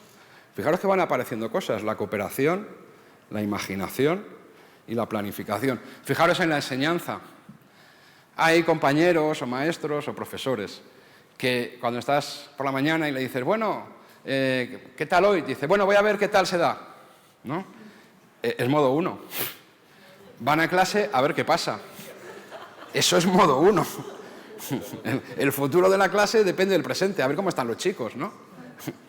En cambio, hay otros compañeros que no van a clase pensando, no, tú le dices, dice, bueno, a ver qué tal, no, ya van con una idea, saben lo que quieren. Y saben lo que quieren para esa clase que a lo mejor no, el fruto no está en la clase de hoy, sino en lo que estoy construyendo para final de curso. ¿Qué diferencia entre el modo 1 y el modo 2? El modo 2 lo tenemos todas las personas, pero nos cuesta mucho emplearlo. Normalmente funcionamos mucho con el modo 1. Pero tampoco nos volvamos locos con el modo 2. Claro, porque hay un peligro. Claro, yo hago una planificación del curso o una planificación de empresa o lo que sea y soy tan rígido que pase lo que pase la mantengo. Pues estoy siendo como el carnicero que alimenta al cuco. Claro. Bueno, esto del modo 2 y el modo 1, ahora vuelvo a esto de la rigidez, es una cosa que es obvia, ¿no? Lo de la planificación y la importancia de la planificación. Y con ser obvia hay que recordarla y recordarla y recordarla. Y está en el más importante manual de estrategia militar taoísta, del que muchas personas hablan, que se llama el Sun Tzu. No sé si os suena. Pero a las personas que les gusta la estrategia, eso se da mucho en el mundo de empresa. Dicen, no, es que yo me he leído el Sun Tzu. Yo siempre que oigo a alguien que se ha leído el Sun Tzu, me produce mucha emoción. Porque digo, eres taoísta. Porque si no comprendes la filosofía taoísta, es imposible que entiendas nada de ese libro. Entre otras cosas porque es un libro que es de aforismos. Porque claro, el taoísmo te lanza un aforismo para que tú des vueltas sobre él y tú encuentres el conocimiento. Y hay un aforismo del Sun Tzu que es este, que dicho así, claro, dice, un ejército victorioso gana primero y entabla la batalla después. Y un ejército derrotado lucha primero e intenta obtener la victoria después. Esto lo lee uno así y dice, ¿qué querrá decir? Pues es muy fácil que un maestro victorioso gana antes de empezar el curso, porque ya lo ha pensado, porque lo ha planificado. Primero ganas porque lo has pensado y lo has planificado, y luego lo llevas a cabo. En cambio, el derrotado va a ver qué pasa. Va a ver si tiene suerte, si se obtiene victoria ese día, en el día a día. Qué idea tan sencillota, pero bueno, uno la expresa así, ¿verdad? Y parece que es mucho más inteligente. Pero volviendo a lo que yo os decía antes, el problema de la rigidez del modo 2, el problema de la rigidez de la planificación. Claro, la planificación rígida, no nos engañemos, es una estupidez. Entonces, ¿qué es lo esencial de la planificación en realidad? ¿Qué es lo esencial? No es la estrategia exacta que tú diseñas. Lo esencial de la planificación es una cosa que es difícil, pero fácil de contar y que requiere práctica. Es la capacidad de analizar un problema y distinguir y separar un problema complejo en todas sus partes simples. Todas sus partes simples. Y luego ordenarlas adecuadamente. Eso es. Es algo parecido a las matemáticas, algo que a uno le cuesta cuando es niño. Le ponen una expresión matemática así de grande y te piden que la simplifiques. Nadie en su sano juicio lo intenta hacer de un golpe. Claro. ¿Por qué? Porque tú lo que tienes que darte cuenta, aprender, y fracasas mucho en matemáticas, es lo que me pasaba a mí. Cuando en vez de intentar entender el problema, intentabas aprenderte la receta, que es la planificación rígida, porque te cambian cualquier cosa y ya eres como el carnicero frente al cuco, no sabes reaccionar. No, lo que intentamos enseñarle a los niños, a la hora de, en las ecuaciones, simplificarlos, es que entiendan que hay un orden y que tienen que ir descomponerlo en los pasos mínimos. A ver, Susanita, ¿no te has dado cuenta que lo primero que hay que hacer es quitar el paréntesis? Que es un problema sencillo. Y después del paréntesis tienes que quitar la raíz cuadrada que estaba dentro, que es un problema sencillo. Y una vez que has quitado la raíz cuadrada, puedes simplificar el quebrado. Y luego haces la suma, y luego haces la resta. Eso es la planificación. Aprender a un problema complejo, descomponerlo en las fases sencillas. Y luego el orden, como las matemáticas, porque si lo haces al revés no funciona. Así que no es hacer una estrategia y seguir la rajatabla. Es algo mucho más sutil. Y eso está expresado maravillosamente bien en una fuente de conocimiento muy superior a los libros taoístas, que son las películas del oeste. Aquí tenéis una preciosa película del oeste, que a lo mejor está Robert Redford para comérselo, que a lo mejor habréis visto, se llama La balada, la leyenda de Jeremías Johnson. Es preciosa la película. Y en un momento de la película, Jeremías Johnson, que es el Robert Redford, hay un montañés que se le acerca y le dice una frase que yo cuando la oí dije, caí de rodillas. Y dije, esto es sabiduría, esto es conocimiento. Le dice el montañés a Jeremías Johnson, déjate llevar por el viento, pero no pierdas de vista el horizonte. Eso es modo 2. Eso es planificación auténtica. Tenemos que elegir una estrella, un lugar en el horizonte, un sitio al que queremos ir. Y más o menos saber cómo lo queremos hacer. Pero tenemos que saber dejarnos llevar por el viento. Porque es como un barco cuando está navegando. Porque a veces el viento viene de lado, a veces hay olas, a veces te tienes que dejar llevar. Pero tú siempre estás viendo tu estrella.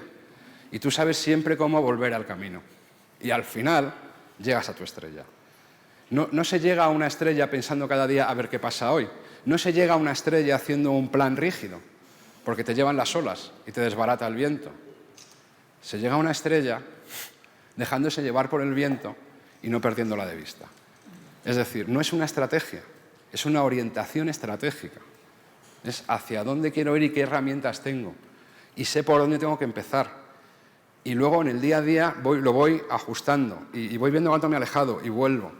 Yo creo que eso es de verdad lo que es planificación. Y eso es lo que es dar clase al final. O por lo menos lo que a mí me parece en la experiencia. Uno tiene su estrella el primer día que llega, sabe a dónde quiere llevar a sus niños y a sus niñas, pero navega con sus niños y sus niñas cada día, porque a veces vienen como vienen, y a veces uno viene como viene, y a veces las cosas salen mal o salen peor, pero uno no deja de reflexionar todo lo que va pasando cada día, cómo lo va integrando, para poco a poquito, llegar a tu estrella. Y entonces no hay recetas rígidas. hay la capacidad de resolver una ecuación.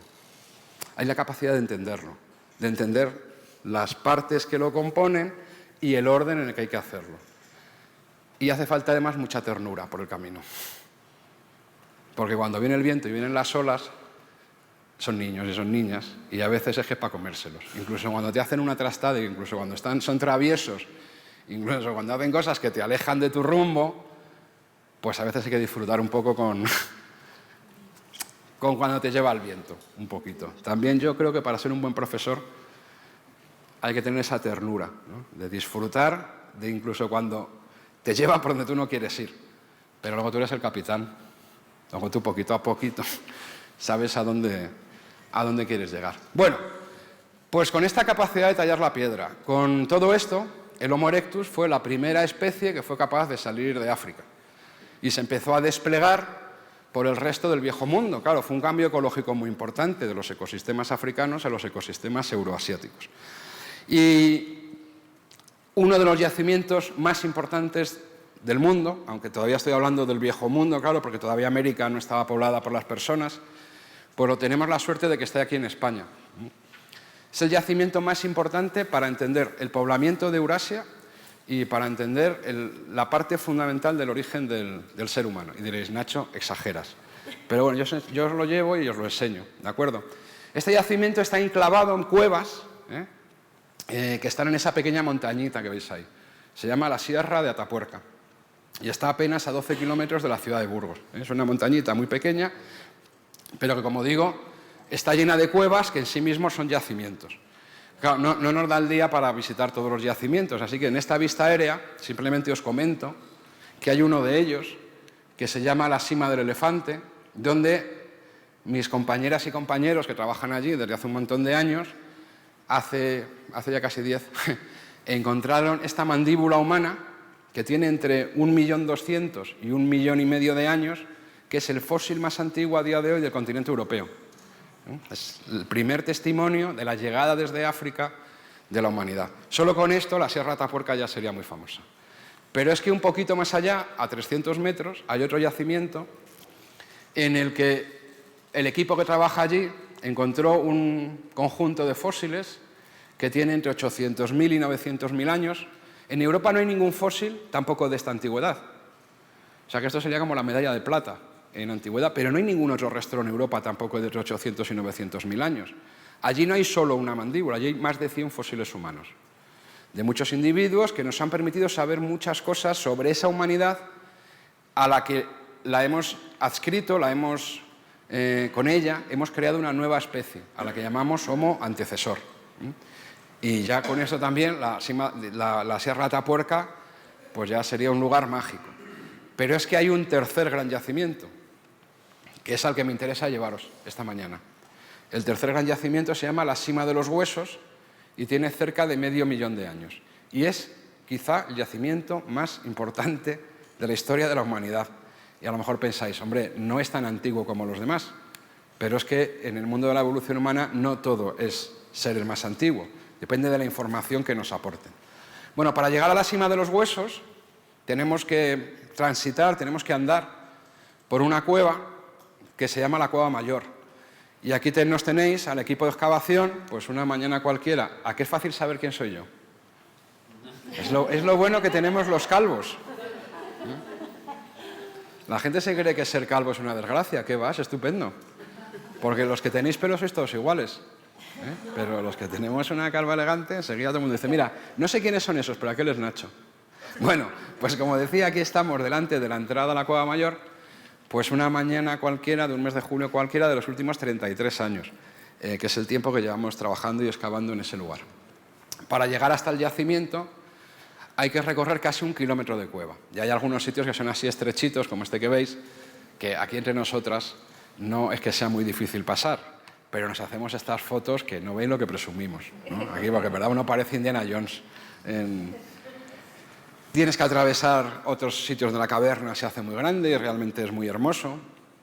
Y finalmente llegas a una sima, es decir, un pozo vertical que tiene cerca de 15 metros de caída y al que hay que descender pues, por esta escala que veis aquí. Y aquí tenéis a mi compañera Ana Gracia pues, bajando hacia el yacimiento. Bueno, cuando se baja por la escala y se llega al yacimiento, el yacimiento es un lugar realmente chiquitín, es un pequeño espacio. Ya veis que 5 personas, casi somos una multitud ahí dentro. Él es Juan Luis Arzuaga, que es el director de la excavación, este es José Miguel Carretero, Alfonso Esquivel, este es el brazo de Ana Gracia, que lo habéis visto antes, y a mí me tenéis por ahí tirado por el suelo. Bueno, me voy a perdonar las batallitas de paleontólogo, imaginaros tantos años excavando y todo ese tipo de cosas. Para ir a lo que realmente interesa, que es qué hay en la cima de los huesos. Bueno, pues en la cima de los huesos, en el año 1992, cuando ya llevamos casi 10 años excavando en el yacimiento, luego si tenéis curiosidad os explico las batallitas, pero son menos interesantes, llegamos a un nivel, excavando, en el que encontramos la mayor acumulación de fósiles humanos del planeta. O sea, no hay nada parecido en ningún otro lugar del mundo. Esta imagen, que es de 1992, tiene una superficie que es equivalente a la pantalla de un ordenador de 14. Es decir, realmente es una pequeña superficie. Bueno, pues en esta imagen hay más fósiles humanos de 500.000 años que en todos los yacimientos de Europa juntos. Porque todo lo que estáis viendo, todos son fósiles humanos. Hay 2 cráneos, este que veis aquí, que está en posición invertida, este que veis aquí, que está desarticulado, pero que luego lo vais a ver completo. Para que os hagáis una idea, en aquella época, cuando estábamos excavando esto, y todavía hoy, en toda Europa y Asia, para esta época, solo hay un cráneo conservado. Y de repente estábamos encontrando 2, uno al lado del otro. Hay huesos de las piernas, hay huesos de los brazos, hay mandíbulas, hay dientes aislados. En fin, es una locura. Es un lugar increíble. Y esto es de 1992. Claro, estamos en 2016. Hemos seguido trabajando y trabajando y trabajando desde entonces.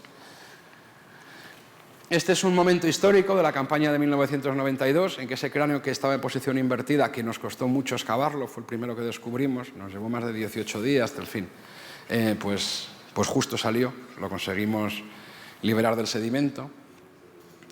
Y esta es una foto que tiene la de mi hijo, 20 años, que hicimos para ir a los congresos internacionales a hacer rabiar a nuestros colegas.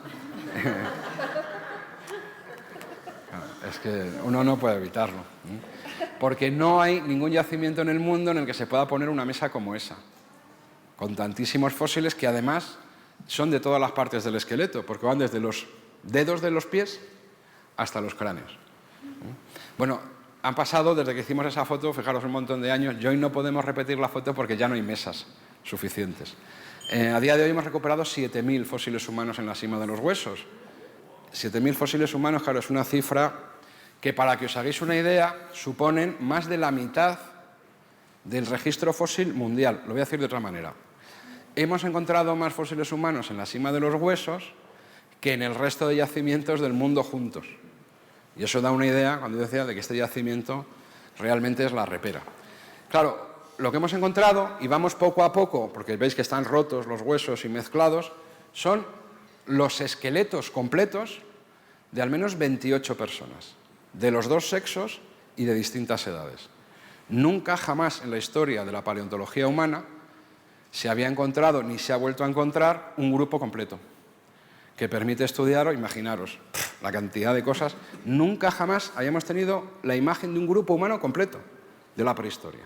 Por eso digo yo que es el yacimiento más importante del mundo, porque nos da una información que en otros yacimientos lo que uno encuentra son fósiles aislados, que nos dan evidencias con las que luego los paleoantropólogos contamos historias, pero en realidad no tenemos conocimiento científico profundo. Claro, todo eso nos permite pues saber muchas cosas. Por ejemplo, nos permite saber cómo era su cuerpo, que no se sabía, cómo era el cuerpo de la humanidad antes de la nuestra. Y lo que hemos descubierto es que hace 500.000 años los humanos tenían la misma estatura que nosotras y que nosotros. Un varón promedio en la población de la cima de los huesos mediría 1,70 m, yo mido 1,67 m, o sea que como yo más o menos, pero había una diferencia fundamental, que eran las anchuras. Eran mucho más anchos, mucho más fuertes. Para que os hagáis una idea, un varón de mi estatura, mi peso ideal, yo no recuerdo haberlo tenido nunca, pero mi peso ideal debería andar por los 65 kilos, para unos 67, incluso menos de 65 kilos. El peso ideal para un varón de esa estatura en esta población rondaba los 100 kilos de peso. Era un 50% más. Eran colosos, pero no porque fueran muy altos, sino porque fueran muy anchos. Por cierto, tenemos la reconstrucción de cuerpo completo. La teníamos.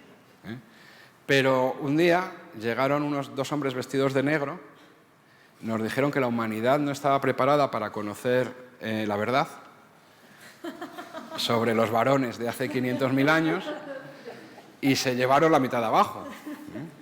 Y creemos que está guardada con el secreto de la Coca-Cola y los restos del extraterrestre del Área 51, ¿no? A la espera de que la humanidad, pues eso, esté preparada para saber cómo eran estos muchachos hace 500.000 años. Tenemos, en la diapositiva que yo os enseñaba, decía que había 2 cráneos y que en toda Europa había 1. A día de hoy disponemos de 17 cráneos que hemos ido reconstruyendo y conocemos sus capacidades craneales. El cerebro en promedio de estas personas estaba en 1.250 centímetros cúbicos. Bueno, el promedio en esta sala ahora mismo será de 1.300 centímetros cúbicos. Es decir, tenían un cerebro ya prácticamente como el de nuestra especie. O sea, realmente tenían unas buenas cabezas ya, estas personas. Y hay algunas cosas, de las muchísimas que hemos podido ir investigando y descubriendo, que son sobresalientes, que son muy, muy interesantes, sobre todo hoy, ¿no? Que a mí me gustaría compartir con vosotras y con vosotros. Y una de ellas es la maravillosa historia que encerraba el cráneo 14, que es este que veis aquí. Y esto es una fotografía del año 2001, que fue cuando lo descubrimos y lo excavamos en el campo. Bueno, cuando lo excavamos y ya lo llevamos al laboratorio y lo restauramos, aquí lo tenéis, este es el cráneo 14 visto de frente. Aquí tenéis la zona superior de las órbitas, esta es la frente. Aquí está el cráneo 14 visto en su perfil izquierdo. Aquí está el cráneo 14 visto desde arriba. Y aquí está el cráneo 14 visto desde abajo. O sea que es el mismo cráneo en 4 vistas distintas. Pues cuando lo encontramos nos quedamos muy sorprendidos. Porque tenía una forma diferente al resto de los cráneos de la colección. Este cráneo perteneció a una niña que murió aproximadamente a los 12 años, más o menos. Tenemos otros individuos de esa edad de muerte en la colección, así que no es la única que tenía esa edad cuando murió. Como digo, una niña de 12 años. Pero su morfología craneal era muy diferente a la de las demás. Y nos quedamos, como digo, muy sorprendidos porque no lo podíamos entender. Bueno, cuando empezamos a estudiar el cráneo, descubrimos una historia extraordinaria que guardaba este cráneo. Mirad, en esta vista desde arriba del cráneo podéis ver el hueso frontal, este es el hueso frontal, el hueso de la frente, y los 2 huesos parietales, el derecho y el izquierdo. Y podéis ver la zona en la que se articulan los huesos, esta de aquí. Como seguramente sabéis todos, los huesos del cráneo se articulan de esta manera, para conseguir que el cráneo pues, sea rígido, es decir, sea resistente, porque a fin de cuentas el cráneo protege el encéfalo. Bueno, uno se puede preguntar, bueno, ¿cómo se complica la naturaleza la vida? Porque en vez de hacer un puzzle con muchos huesos y tener que poner esa articulación, ¿por qué no hizo un casco? Es decir, una cosa sólida y rígida. Bueno, eso es en lo que se acaba convirtiendo nuestro cráneo, porque con la edad, esas zonas de articulación, el hueso sigue creciendo y al final se fusionan. Y el cráneo se convierte literalmente en una caja en la que ya no se ven las articulaciones. Así seguramente es mi cráneo ya. Por eso hace tiempo que yo he observado que ya aquí no entra una idea de ninguna manera y es posible que se debe a esa circunstancia. Pero claro, eso no puede ser mientras eres una niña o un niño, porque claro, el cerebro crece más o menos hasta los 12, 14 años. Y si el cráneo fuera rígido, pues el cerebro se aplastaría. Así que por eso esas articulaciones que técnicamente se llaman suturas, pues permanecen abiertas, hasta el punto de que si la persona muere, el hueso se desarticula de manera natural. Pero a esta niña, cuando todavía estaba en el seno materno, posiblemente porque recibió un golpe, una de las suturas craneales, la que viene por aquí, entre el parietal izquierdo y el occipital, se volvió loca y se fusionó.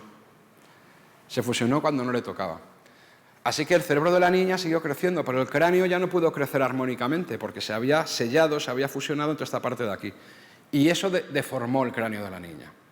Claro, por eso nos parecía un cráneo tan extraño, porque estaba literalmente deformado. Y si os fijáis ahora un poco, visto desde arriba, os dais cuenta que tiene así como ¿verdad? Es asimétrico, está como deformado. Bueno, esta niña, pues yo me la imagino con grandes dolores de cabeza, llorando mucho por las noches, una niña que además sabemos que era muy, muy especial, porque aunque no tenemos la cara, sí tenemos los lugares en la base del cráneo, aquí y aquí, donde se articula la mandíbula a la base del cráneo. Y claro, estos 2 puntos de articulación en cualquiera de las personas que estamos en la sala están exactamente al mismo nivel. Pero en esta niña no, en esta niña estaban desplazados. Lo cual nos dice una cosa, aunque no tenemos la cara, su cara estaba desplazada. Así que esta niña era claramente deforme, claramente deforme. Y para todos los demás miembros del grupo sería una niña deforme, una niña fea, la más fea de todo el grupo. Claramente, como digo, muy diferente a los demás. Más aún, cuando se estudia la superficie endocraneal, que reproduce la superficie del encéfalo de esta niña, se observan lugares como este de ahí que nos indican que sufrió patologías. Porque, claro, el cerebro creció empujando el cráneo de una manera antinatural y se acabó lesionando. Y aunque no tenemos la máquina del tiempo para estar seguros, cuando uno mira en la humanidad actual lo que determina una lesión a ese nivel, pues esta niña, además de ser fea, la pobre, era muy lenta, tanto mentalmente como motrizmente. Tenía un retraso psicomotriz importante. Pero esta niña vivió hasta los 12 años. Esto es lo extraordinario. Vivió hasta los 12 años, como otros niños de la cima de los huesos, porque esto no lo habría hecho jamás un animal. Un animal, cuando tiene una cría que es claramente deforme, la abandona, porque la selección natural se ha encargado de recoger ese comportamiento. Porque aquella madre, aquella madre en el caso de los primates, que intente sacar adelante una cría que es deforme, está perdiendo el tiempo, está perdiendo energía, porque al final la cría morirá. Entonces es mucho más económico abandonar a la cría y empezar con otra. Y eso la selección natural, como es mejor comportamiento, es lo que ha seleccionado los animales. Pero eso no lo hacemos las personas. Las personas tenemos una de las cosas más hermosas, las personas tenemos luces y sombras, pero una de las luces más hermosas de las personas es la capacidad de aceptar a los demás, aunque sean diferentes. No todo el mundo lo tiene y nos lleva mucha batalla, pero lo tenemos, lo tenemos. Y las personas tenemos la capacidad de que, aunque no podamos curar, consolamos, acompañamos, cuidamos a las personas que están enfermas. Las personas no dejamos a nadie atrás. Las personas, aunque alguien tenga un problema, aunque sea más fea, son nuestros y los cuidamos. Como decía el zorro al Principito, las personas nos damos cuenta que lo importante está dentro, miramos dentro, eso es lo que nos vale. Pues eso ocurrió hace 500.000 años en la cima de los huesos. Es el primer chispazo, quizá, o por lo menos la primera evidencia fósil de este tipo de amor tan extraordinario que tenemos las personas. Por eso solo el yacimiento sería lo más extraordinario, creo yo, del registro fósil mundial. Y a este cráneo le pusimos un nombre, lo llamamos Benjamina, que en hebreo quiere decir la favorita, la más querida, la que se sienta a la derecha, en honor pues, a ese amor que muchas personas son capaces de sentir hacia los que son diferentes y de cuidarles y de consolarles y de acompañarles. La cima de los huesos, os podéis imaginar, daría para hablar y hablar y hablar, pero quizá fuera de los huesos, aparte de los fósiles humanos, hay solo una herramienta, solo una. O sea, en 33 años solo hemos encontrado una herramienta de piedra. La tenéis ahí, cuando todavía está a medio excavar, rodeada de huesos de oso, que es lo que hay sobre todo en la cima, además de fósiles humanos como este que veis aquí. Y la tenéis aquí en primer plano. Es un bifaz extraordinario, extraordinario, porque está tallado en una piedra que no se encuentra en la región. Es roja, es una cuarcita roja, y cuando se moja esa piedra, adquiere exactamente el color de un corazón, o de un hígado, o sea, el color de una víscera. En la cima de los huesos, además de este yacimiento, hay otros yacimientos, os los he enseñado. Algunos tienen la edad de la cima de los huesos, la misma antigüedad, y hay miles de piedras talladas. Bueno, los humanos tallaban las piedras a partir de los materiales que tenían por allí cerca. Y sin embargo, esta piedra tuvieron que traerla de muy lejos para tallarla. Es una piedra especial tallada en una roca especial traída de muy lejos. ¿Eso quiere decir algo científicamente? Pues no podemos demostrar nada, pero indica que esta piedra fue deliberadamente puesta allí con un propósito. Ahora, ¿no os recuerda algo esta piedra? Es exactamente la misma tecnología del modo 2.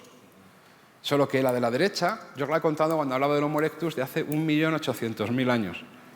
Ha pasado 1.300.000 años. El cerebro ha pasado de 800 a 1.200 centímetros cúbicos y la tecnología sigue siendo la misma. Caramba, no habíamos dicho que la inteligencia servía para hacer tecnología. ¿Qué hacían con lo que les sobraba de cerebro? Si seguían haciendo el mismo tipo de tecnología, ¿por qué tenían un cerebro tan enorme? ¿Para qué necesitaban ese cerebro tan grande? Pues posiblemente necesitaban ese cerebro tan grande porque el problema que tenía que resolver su cerebro no era un problema tecnológico. La inteligencia es una máquina para resolver problemas. Si la tuviera el carnicero, resolvería el problema del cuco. Y claro, ¿cuáles son esos problemas tan complicados que se nos presentan en nuestra vida para tener nosotros aquí dentro casi 1,5 litros de neuronas? ¿Cuáles son? ¿Los de ciencias naturales? ¿Pero qué va? Pero si la naturaleza es sencillísima. Si la naturaleza es la cosa más fácil de entender que existe. Fijaros, todos los electrones, todos, del universo, que son muchos, se mueven de acuerdo a unas pocas fórmulas matemáticas. A lo mejor las fórmulas son grandes, ¿no? Hace falta una pizarra. Pero todos hacen lo mismo, como el carnicero. Si tú conoces esas fórmulas, ya conoces el comportamiento de los electrones. Siempre que hay nubes negras, llueve. Los ríos van para abajo. La luna tiene siempre las mismas fases. Es decir, la naturaleza es muy fácil de entender. ¿Por qué? Porque es regular. Porque no tiene psicología. ¿Qué es lo que es realmente dificilísimo de entender? Pues cuando uno llega por la noche a casa, se encuentra con su pareja, que está de morros, enfadada, y le dices, ¿qué te pasa, cariño? Y te dice, nada. Y a ver dónde está la fórmula que tú puedes aplicar para entender a eso. Ese es el problema. Vosotros y vosotras sois mi problema, y yo soy el vuestro. Porque las personas estamos continuamente, tenemos una cosa que se llama teoría de la mente, intentando pensar qué piensan los demás, intentando modificar sus comportamientos, intentando que vosotros penséis de mí lo que yo quiero que penséis de mí, intentando ver qué pensáis y modificar vuestro comportamiento. Y así estamos todo el rato, todo el tiempo, y encima en sociedad. Porque claro, es una ecuación ya no psicológica, sociológica, complicadísima. Porque si esta mañana, cuando entramos aquí, os sentáis de manera diferente, o las frases que os ha pedido Ana que dijerais hubieran sido distintas, el comportamiento del grupo cambia. Y en un animal tan colaborador y tan cooperativo, tan social, entender a los demás y manipular sus mentes, le va la vida en ello. Así que yo me jugaría la paga de Navidad de que este cerebro tan enorme lo tenemos precisamente para la inteligencia social, o una parte de la cual es lo que se llamará la inteligencia emocional. Y eso es fundamental en clase, absolutamente fundamental en clase, desarrollar ese tipo de inteligencia, porque en clase todos los días tenemos la gran ecuación con los chicos, porque depende tanto los unos con los otros, cómo se hayan levantado, lo que haya pasado el día siguiente, continuamente. Pero calma, damas y caballeros, tenemos 1,5 litros dentro del cráneo. El problema es muy gordo, pero somos los adultos. Y venimos bien aparejados para podernos enfrentar a ese problema. Bueno, después de muchísimos años de investigación, y esto lo voy a perdonar también, hemos podido demostrar sin ninguna duda que el origen de esta acumulación de cadáveres humanos ahí abajo es un origen sepulcral. Es decir, fueron deliberadamente dejados allí por otros seres humanos, lo que hace que seguramente ese bifaz sea la primera ofrenda de la historia de la humanidad, el primer objeto votivo, y convierte a la cima de los huesos en el primer santuario de la humanidad. De ahí que yo crea, y puedo por lo menos argumentarlo, que sea el yacimiento más importante del mundo, independientemente de su antigüedad. Y aquí los tenéis, ¿no? A mis amiguitos y a mis amiguitas de la cima de los huesos reconstruidos. Y hay una pregunta que es muy interesante. Nos podemos preguntar por qué lo hicieron. O sea, ¿por qué acumularon a sus muertos hace 500.000 años? Claro, no lo podremos saber nunca, porque necesitaríamos la máquina del tiempo ir a preguntárselo. Pero son nuestros antepasados directos, nosotros lo hacemos. Así que tampoco es muy descabellado pensar que a lo mejor lo hacían por las mismas razones que lo hacemos nosotros. Porque solo hay un animal en la biosfera actual que se ocupa de sus muertos, las personas, solo, nada más.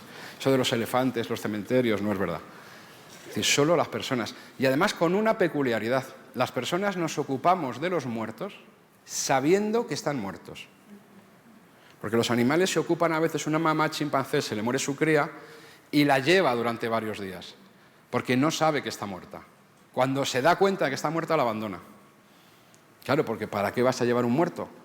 O sea, ¿qué sentido tiene? ¿Qué sentido tiene que las personas nos ocupemos de los muertos sabiendo que están muertos? Eso es asombroso. Podemos todos pensar sobre ello.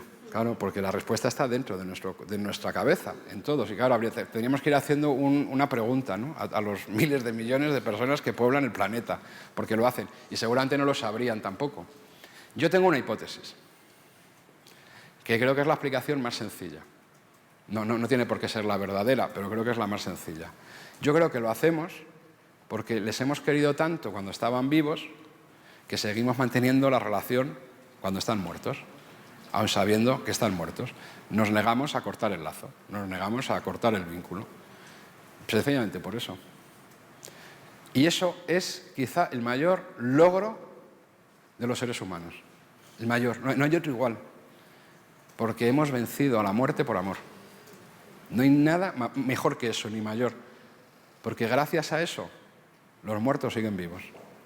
Siguen vivos en nuestro interior. ¿Os acordáis las últimas palabras de la película de La Misión? Que no son del guionista, que se las copió a un poeta latino. Pues yo creo que posiblemente esas palabras explican lo que ocurrió en la cima de los huesos. Que la vida de los muertos pervive, yo diría por amor, en la memoria de los vivos. Así que no solamente es un santuario, yo creo que es muchísimo más. Y desde un punto de vista biológico, lo que nos está diciendo es que las relaciones personales se han hecho tan intensas, tan complejas, lo que decía Darwin. La cooperación en vida ya es tan fuerte que ya trasciende a la muerte. Eso es lo que nos está diciendo en términos biológicos. El amor no es otra, si queréis, en términos menos poéticos, lo que está midiendo es la intensidad de las relaciones, la intensidad de la colaboración, que ha trascendido, vaya más allá. Y de hecho vivimos colaborando con los muertos continuamente, con Jesucristo, con Chopin, en fin. Bueno, después de Atapuerca, entramos en un momento dramático de la evolución humana, mucho tiempo después, que ocurrió en Europa, cuando dos humanidades, los cromañones, es decir, nosotras y nosotros a la izquierda y los neandertales a la derecha, se encontraron. Aquello debió ser la bomba, ¿no? Dos humanidades diferentes frente a frente, lo que pensarían, ¿no? Lo cierto es que los neandertales se extinguieron de aquella y los cromañones pues acabamos por poblar todo el mundo y finalmente llegamos hasta América. Seguramente los neandertales, cuando vieron a los cromañones, se sorprendieron de que eran un poquito más altos, de que eran más estrechos, de que nuestra voz era más aguda, de que nuestra frente era más recta, pero de lo que estoy seguro que se quedaron muertos era cuando les vieron cómo iban pintados y adornados. Seguro. Porque desde que aparece nuestra especie en el registro arqueológico, los yacimientos están llenos de objetos de adorno, llenos de pigmentos. Porque eso, damas y caballeros, es la característica que distingue especialmente a nosotros y nosotras, el Homo sapiens, del resto, ya no de los animales, de las especies humanas. Algo que es extraordinario, que nos morimos por la belleza, que no sabemos vivir sin la belleza. Nos hemos llamado a nosotros Homo sapiens y deberíamos habernos llamado Homo aestheticus, porque sapiens ha habido otras especies humanas, pero esclavos de la belleza como nosotras y nosotros, ninguno. Claro, estos son cuentas de collar. Tiene 75.000 años, desde que aparece prácticamente nuestra especie. Pero pensar en nosotras y en nosotros. Necesitamos la belleza como el oxígeno, más que ninguna otra cosa. O sea, nos adornamos, todas las personas que estamos en esta sala, todas, esta mañana nos hemos puesto delante del espejo y nadie ha dejado el pelo, mucho o poco que tenga, al azar. O la barba, o la ropa que lleva puesta, ni tan siquiera la ropa interior, que yo no sé si tendréis esperanzas de lucirla hoy. Pero aún así no os habéis puesto cualquier cosa. Porque uno no soporta mirarse al espejo y decir, pero ¿cómo te pones eso? No podemos. Y nos gastamos fortunas en gimnasios, y en dietas, y en cirugías, y en ortodoncias. Y sufrimos si nuestros niños no son altos y delgados y guapos. Nos morimos por la belleza. Y todos los objetos que nos rodean son bellos, todos. O sea, no hay un solo objeto en esta sala, aunque sea utilitario, que no tenga diseño. Y cuando las chicas, ¿cómo hacemos los chicos para comprarnos un coche? Pues durante un mes o 2 meses estamos dando el rollo en casa, porque nos compramos una revista. Mira, fíjate, y este tiene no sé cuántos cilindros, y consume más, y consume menos. Y al final, ¿qué coche nos compramos? El más molón, que no sé si se dice igual en todos nuestros terrenos, el que más nos gusta, el más bonito, ¿no? Y una de las cosas que más pone en riesgo la estabilidad de una pareja es el color del coche. ¿no? Como que me voy a montar yo en un coche con ese color. O sea, la belleza nos vuelve locos. No podemos vivir, insisto. O sea, es una cosa increíble y no solo lo vemos en las cuentas de collar. Lo vemos también en lo que llamamos el arte, ¿no? Esta es una Venus maravillosa que tiene un poquito más de 30.000 años de antigüedad. Pero ya no fijaros solo en el arte de la estatuilla, es que la modelo iba peinada. Y eso es algo en el que parece que no hemos cambiado mucho. O sea, seguimos igual, en lo mismo. O sea, igualito, igualito, igualito. La cantidad de tiempo y dinero, ¿verdad? Y incluso elegimos a nuestras parejas por una cuestión de belleza. Aunque uno diga, no, yo en el fondo es porque es muy inteligente, sí. O sea, personas que nos dejan muertos y dices, sé que no me conviene, sé que es idiota. Ay, pero... hasta en esas cosas, las más importantes. Y eso que es exclusivo del Homo sapiens, pues en un momento determinado de nuestra historia, hace aproximadamente 40.000 años, da lugar a algo tan asombroso en la historia de la evolución, porque nunca ninguna criatura había hecho esto, que es el gran arte rupestre, como estos bisontes de Altamira. Y claro, este gran arte rupestre se discute mucho, ¿no? ¿Y para qué lo hacían? ¿Y para qué servía? ¿Era para cazar? ¿Era un santuario? Porque era para adornar? Y yo creo que es mucho más fácil, lo hacían para todo eso. Porque lo que representa de verdad el arte rupestre es la segunda mayor revolución en la historia de la enseñanza, si me lo permitís. La primera fue la aparición de los maestros, cuando alguien le enseñó a alguien a tallar la piedra y no dejó solo que lo aprendiera por imitación. Caballeros, les presento la pizarra, porque lo que aprendimos, lo que inventamos, fue la capacidad de abrir nuestra mente y hacerla transparente para que la vieran los demás en un soporte. Yo enseño lo que tengo en mi cabeza. Puede ser una ecuación matemática, puede ser lo que sea. Inventaron la pizarra, inventaron el PowerPoint, porque somos primates, somos visuales, necesitamos verlo. Y de pronto el mundo mental lo pudimos poner en una pared. Y claro, ¿esos bisontes qué eran? ¿Para qué los pintaron ahí? Pues no lo sabemos. Pero a lo mejor esos bisontes no estaban representando a bisontes. A lo mejor esos bisontes estaban representando una idea. ¿Y si se veían a sí mismos como los bisontes? ¿Y si pensaban que eran la gente del bisonte? Porque se veían fuertes, se veían grandes, se veían nobles. Al pintar esos bisontes habían hecho que un concepto, una idea que no existe, pasara a existir. Esa idea se llama nosotros, que está representada por ese símbolo. Y allí donde yo vaya y me encuentre a alguien que tiene un bisonte, es de nosotros. Imaginéis la fuerza que tiene eso. Porque yo he preguntado antes, caramba, las personas formamos sociedades enormes y no compartimos genes. Entonces, ¿qué compartimos? ¿Qué comparten las sociedades humanas? ¿Por qué doy yo, qué comparto con las personas por las que estoy dispuesto a sacrificarme? Comparto ideas, comparto valores. Porque el ser humano es un ser extraordinario. Y aquí se dan cita dos cosas extraordinarias del ser humano. La imaginación, la planificación, todo eso de lo que hemos hablado.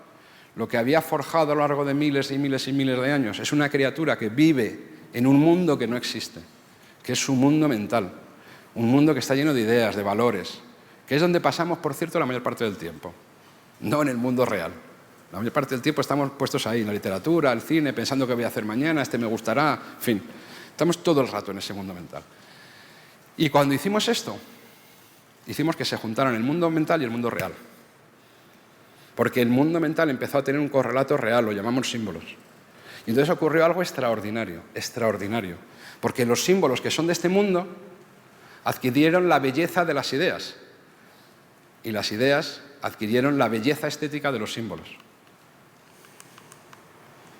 Esto es una cosa del mundo real. Nosotros tenemos en la mente una idea que es muy hermosa, se llama paz.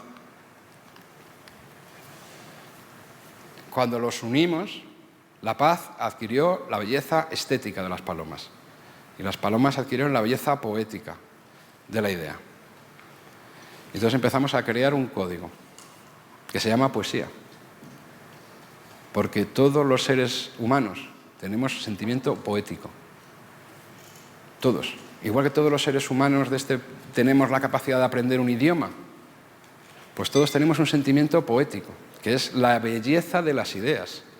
Es esa capacidad estética que tenemos para adornarnos, la hemos proyectado también al mundo de las ideas. Y el mundo de las ideas, que es en el que vivimos, pues hay ideas que nos parecen más bonitas, ideas que nos parecen menos bonitas. ¿Y os habéis dado cuenta de que las ideas compiten por las mentes de las personas? Exactamente igual que pasa en el mundo con la biología, que las especies compiten por los recursos. Pues a nivel de la mente de las personas hay un fenómeno de evolución que está basado en la competencia. Las ideas compiten por nuestras mentes. ¿Y cómo consiguen las ideas ocupar más mentes? ¿Cómo conseguían las mariposas blancas ser más? Es el mismo proceso. Pues seguramente de dos maneras. Seguramente a través de un mecanismo de selección natural de las ideas. Es decir, la propagación de las ideas útiles. Porque al que las tiene le ayudan a sobrevivir. Por ejemplo, la agricultura es una idea útil. La brújula es una idea útil. El fusil de repetición es terrible, pero es una idea útil. Y así muchas. Claro, es muy fácil que se propaguen, porque el que la tiene sobrevive mejor. Pero es que existe otro mecanismo en nuestro cerebro, que es la propagación de las ideas hermosas. Pero que como tenemos ese sentimiento estético, hay ideas que las preferimos a otras. Y por eso Zeus desapareció, porque a la gente le pareció más hermoso Jesucristo. Y podemos hablar de Zeus como hablamos de los tiranosaurios, como algo fósil. Y el fusil de un solo disparo pues se extinguió. Es decir, en las ideas hay un proceso de evolución muy parecido. Y estas ideas hermosas, esta capacidad de enamorarnos de las ideas, eso es el sentimiento poético. Porque el sentimiento estético es la belleza de las cosas físicas. El sentimiento poético es la belleza de las ideas. Y lo expresamos con poesía. Y esa poesía es la que hacemos a través de los símbolos, como el ejemplo que he puesto de la paloma. Y todos los humanos de este planeta tenemos sentimiento poético. Y cada cultura ha desarrollado su propia poesía. Y si uno quiere ir al corazón de las personas, ¿qué es lo que nos mueve? Porque las personas no morimos ni nos sacrificamos por las ideas útiles. Las personas morimos y nos sacrificamos por las ideas hermosas. Por eso estamos aquí hoy. Y por eso hacemos lo que hacemos. Porque las personas nos enamoramos de las ideas. No sabemos cómo ni por qué. Uno no sabe por qué tiene una ideología, uno no sabe por qué tiene una fe, uno no sabe por qué es del Atleti. Solo sabe que un día se enamoró de esa idea y por esa sí que da lo que haga falta. Pero por las otras, las que son puramente más útiles, pues hombre, si puedes la tienes, pero tampoco te matas por eso. Bueno, pues entender la poesía de los demás es entender el lenguaje de su corazón. Y yo creo que eso para un maestro es fundamental. Es fundamental. Porque además también esa poesía va cambiando de generación en generación. Y a veces solo queremos hablar a su cabeza. Solo queremos hablar con ideas útiles. Y se nos olvida que sobre todo para la gente más joven, si ya nos pasa a nosotros que solo nos mueve el corazón, lo que les mueve es el corazón. Así que yo creo, y con esto voy terminando, que hay tres cosas que yo en mis clases les digo a los chicos, que yo creo que son las tres tecnologías didáctico-pedagógicas más importantes en el aula. Sentido del humor, ternura y poesía. Y luego están las demás cosas que se pueden aprender. Bueno, y yo como soy profe, como os he dicho antes, como ha dicho Ana, y ya para acabar, en la universidad sobre todo tengo la suerte que explico paleontología, explico historia de la vida. Y entonces, claro, para mí es una maravilla, porque en mis clases voy pasando recorrido, fijaros, por eso lo que yo decía, las criaturas, las más hermosas, maravillosas, ¿no? Se las voy contando, los dinosaurios, las mariposas, los mamíferos, en fin. Entonces, imagináis qué gusto ser profesor de eso. Y hacia el final del curso, pues claro, acabo con una criatura maravillosa, la última que sale en el curso. No por nada, es que ha sido la última en aparecer, también históricamente. Como yo les digo, es una criatura maravillosa, porque es la única capaz de soñar de este planeta. Es la única que tiene sueños. Y es capaz de contarles a los demás sus sueños y transmitírselo a su cabeza y a su corazón. Es capaz de convencer a los demás de que les ayude, de que te ayuden a convertir tus sueños en realidad entre todos. Esa criatura maravillosa, además, muchas veces hace sueños que son absurdos, maravillosamente absurdos, no van a ningún lado, solo porque nos conmueven. solo porque nos parece tan bonito, esa criatura maravillosa. Somos nosotras y nosotros. Y yo creo que esta es la mejor imagen que he encontrado en mi vida para expresar eso. Porque me parece una locura tan maravillosa, es tan poético esto. Y refleja también lo que somos los seres humanos. Todos juntos, compartiendo una idea, compartiendo una poesía, ayudándonos los unos a los otros. Entre todos nos hemos alzado hacia el cielo, ¿no? Hemos sido capaces de agarrar el viento y de tocar las estrellas. Esto es una criatura maravillosa. Y al final, todo esto que llevo 1 hora y pico hablando, la verdad es que os habríais ahorrado muchísimo dinero y tiempo si en vez de traer a un científico hubierais traído a alguien que lo tiene muchísimo más claro desde el principio, haber traído a un poeta. ¿No? Porque este es el mensaje. Esto decía William Shakespeare. Estos somos las personas. Las personas estamos hechos de la misma sustancia que los sueños. Eso es lo más importante. Y yo creo, sobre todo cuando uno va a ser maestro, va a ser profesor. Esto es algo que no puede olvidar. Y luego además les enseñamos a leer y a escribir y todas esas cosas. Y bueno, pues ya en el ratito que me queda, que no sé si me he comido todo el tiempo, porque pues podemos discutir, pelearnos, en fin, lo que os apetezca.